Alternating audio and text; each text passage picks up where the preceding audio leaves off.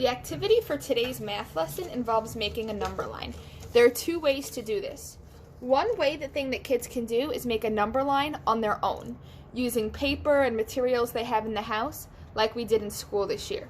So this year we made number lines, and kids taped sentence strips, like long sheets of paper, together to make their own number line.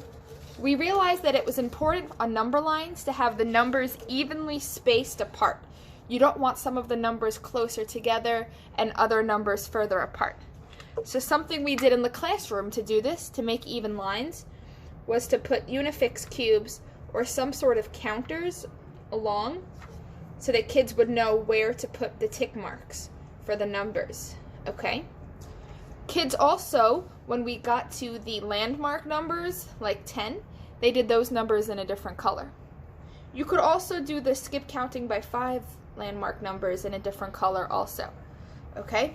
So one way you could make a number line is to do it yourself like this and make sure the numbers are evenly spaced apart.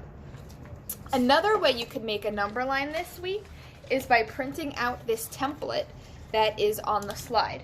So here's what you would do. You would print this out, and then you're going to cut it on the dotted lines, like I am.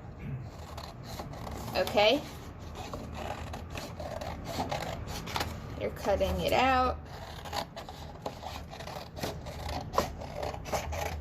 Okay, and then what you're going to do is you can write the numbers in the boxes, okay? So here's the beginning of my number line. I could write 1, 2, 3, 4, 5, 6, 7, 8, 9, 10. And then moving on, I have 11, 12, 13, 14, 15, 16, 17, 18, 19, okay? And then I keep going. And once I have all of my numbers, you can tape them or glue them together like that to make your number line, okay? So how high should you make your number line? In first grade, we count and work with numbers up to 120.